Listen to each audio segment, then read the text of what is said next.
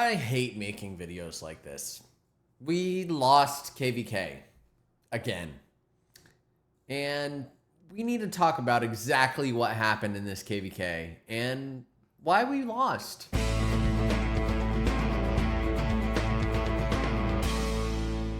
What is up, ladies and gentlemen? Welcome back to another Rise of Kingdoms gameplay video from your very own Shappy Gaming.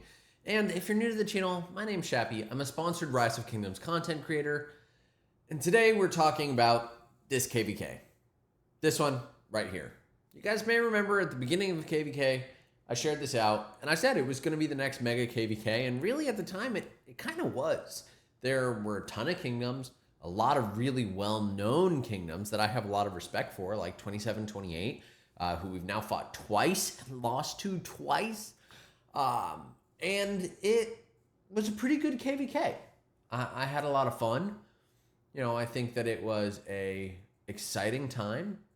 And when we look at the power breaking out, it was pretty close. Our camp and our allies technically had more power. I was in 3265, and the other side had less power. They had some more kill points, but to be honest, I really thought we should have won. And I think in this KVK, more than any of the others, I really took a position believing that we should win. Because if you look at the power, right, it would make sense for us to win. I think from a power standpoint, we were in a really good spot. 3265 was super strong going into this KVK. 102 had a ton of power, right? And then you have 3174, which is another mega fighting kingdom. Their power is amazing and they're low. And so I thought maybe we had a chance. But I was wrong.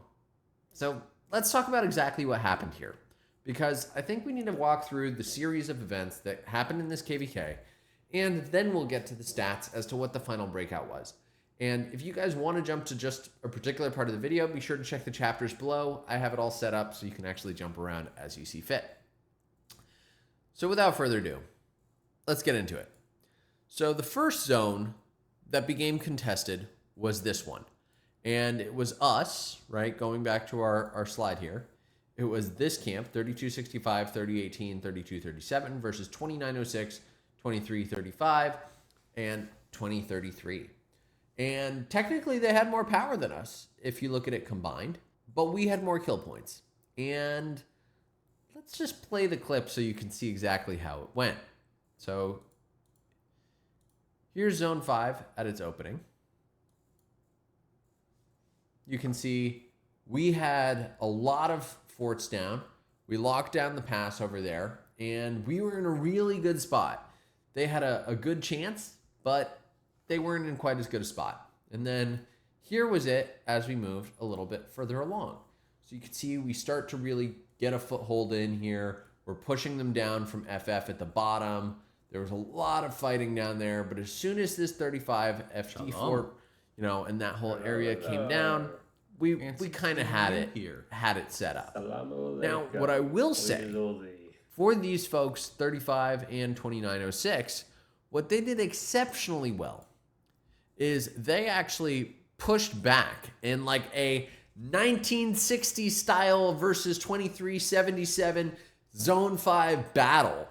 And I have a lot of respect for those folks because they pushed from here all the way in here and they almost locked down this corner.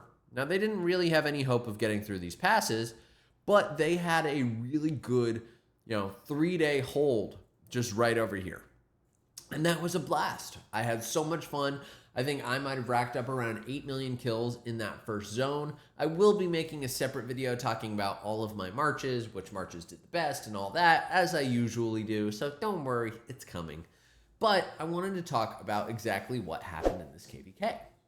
So that was this zone. Ultimately, we took it. They didn't get it. We won it. And that was awesome. Our allies up top did not.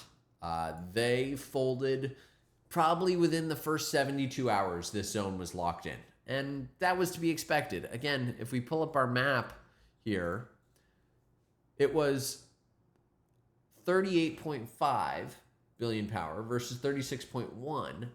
But the individual camp contributions were were such that 27-28 was just such a superpower in that zone that it wasn't a fair fight.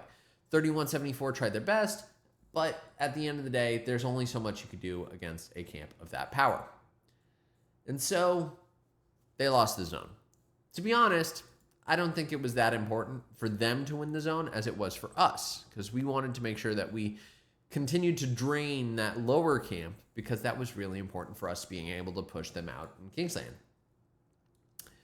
So then Zone 6 happened. Nothing exciting here. It was all allies, and this camp finally got to come and play. And they got some action. There was nothing really in Zone 6. And as you guys know, this is Siege of Orleans. So what happens is you actually have Kingsland before you have Pass 7, which is unusual. If you played Heroic Anthem, typically it goes the other way around, which I really like, because that means you can prevent some camps from ever getting to Kingsland.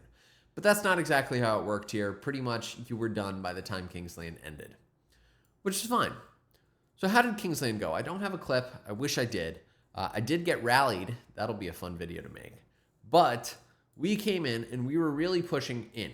So we pushed in, and the intention was get these guys out. Get rid of 2906, push them out. And this is kind of the same strategy that we've taken the last couple KVKs, and it's never quite worked out. We had the middle camp flag up and around such that they were over here a little bit.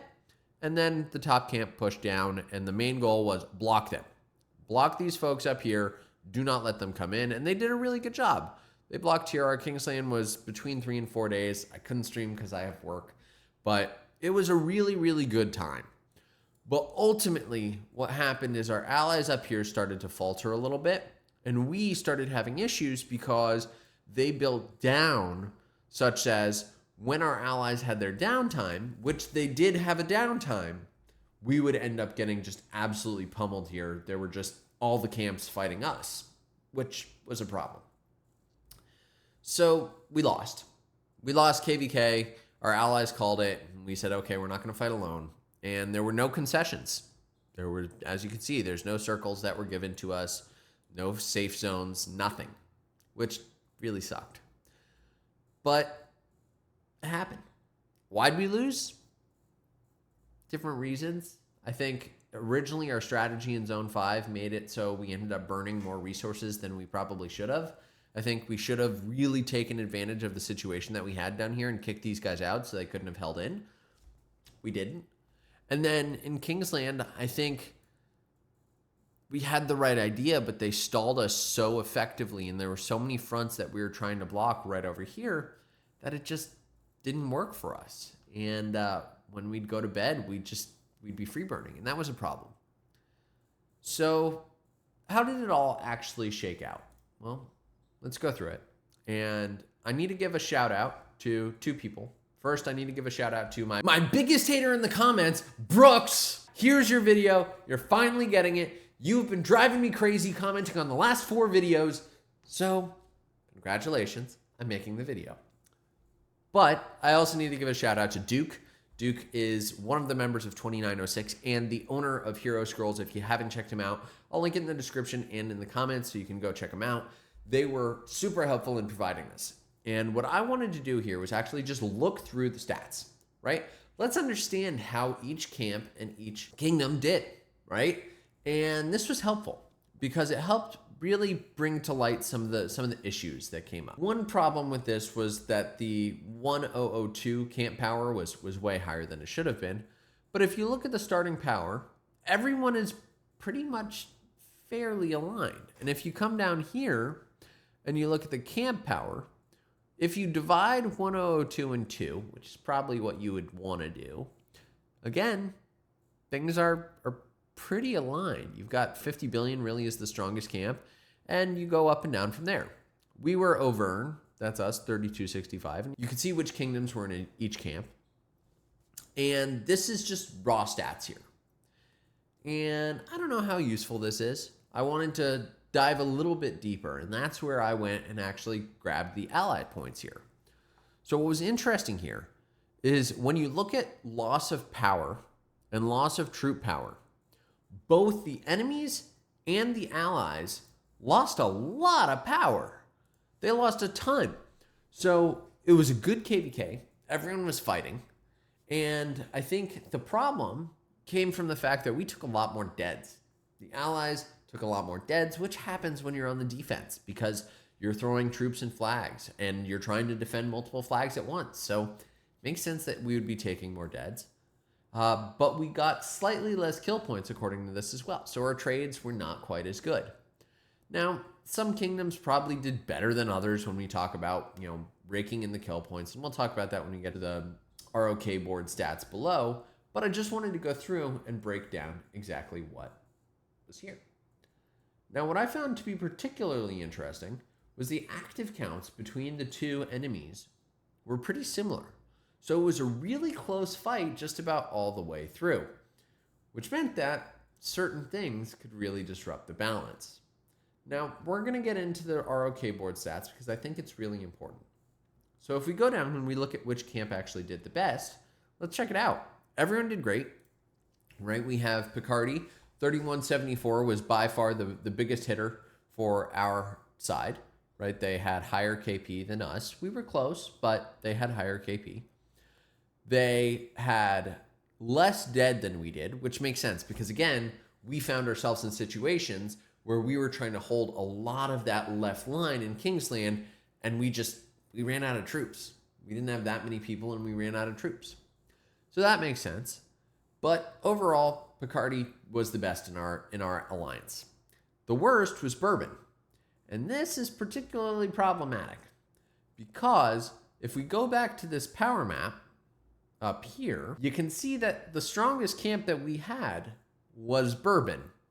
So I'm not saying that they didn't pull their weight, but for their power and for matchmaking, they did not dominate the way that they probably should have, as Lilith expected them as part of matchmaking. And maybe that's Lilith's mistake, right? That's entirely possible. But if you look at this whole camp holistically, they just didn't do quite as well as they wanted to. That said, they did do slightly better than their direct peers, which were Poitou, right? Their direct peers over here got 55 billion kills, whereas Bourbon got 58. So kind of apples to apples when you look at allies that, did well or didn't. So what about our enemies? Well, if we look over here, you can see that Brittany did amazing.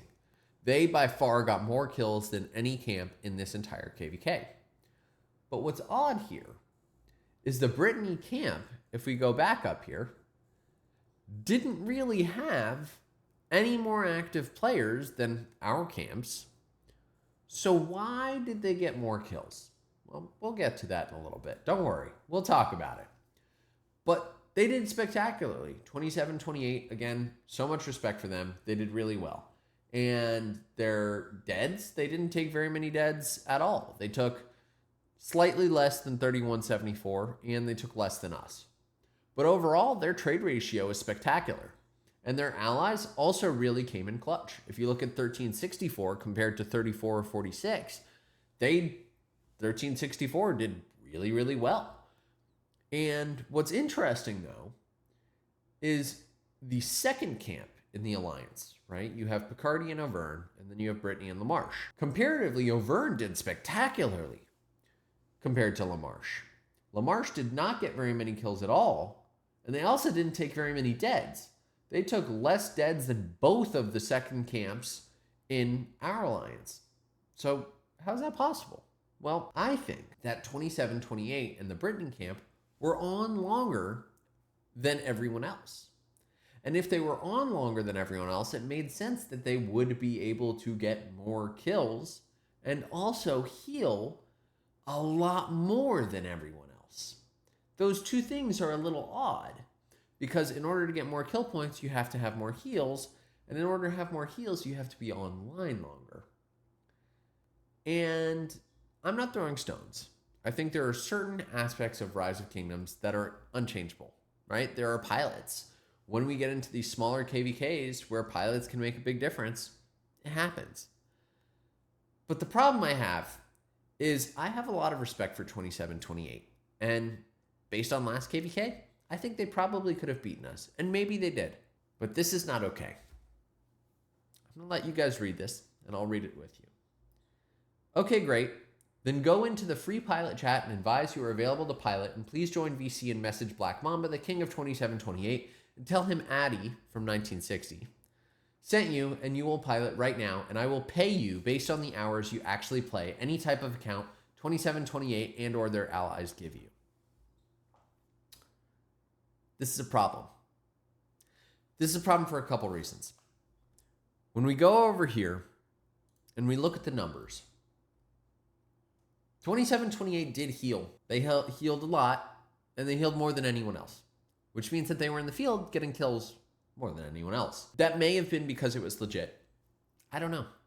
What I do know is we lost KVK, and numerically, it should have been very close, much closer than it was, and on paper, we should have won. So, do I think that pilots really made all that big difference? I don't know. Maybe. But I do think that pilots cause a problem when we look at KVKs like this. Because when you have the strongest camp have people online 100% of the time, whereas the other camps are not online 100% of the time. Heck, during our dead times, we were free burning. That's a problem. And I don't know that 2728 or their campmates in Brittany were free burning ever. So was that because pilots were playing their accounts? I don't know. I really don't, but I think it's a problem. So what does this mean for me? Well, this is my third loss in 3265. And this is my fifth loss in a row. I left 1079 on a 2-loss streak. So now what? Well, don't get too excited.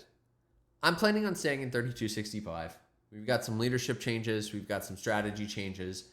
And there are some new changes coming to KVK. There's the crystal tech changes and things like that. So I firmly believe 3265 is a good kingdom. I've just had really bad luck in it. And maybe we'll pick some better matchups, or we'll clean up some dead weight. And if you want to join us, we're recruiting, and we're happy to have you. Because I think at this point, everyone is aligned that we need to make some changes. And I'm excited to see what happens next. But for all those that were asking, Brooks, I'm looking at you. We lost KVK. We lost it. Maybe it was fair. Maybe it wasn't fair. But alas.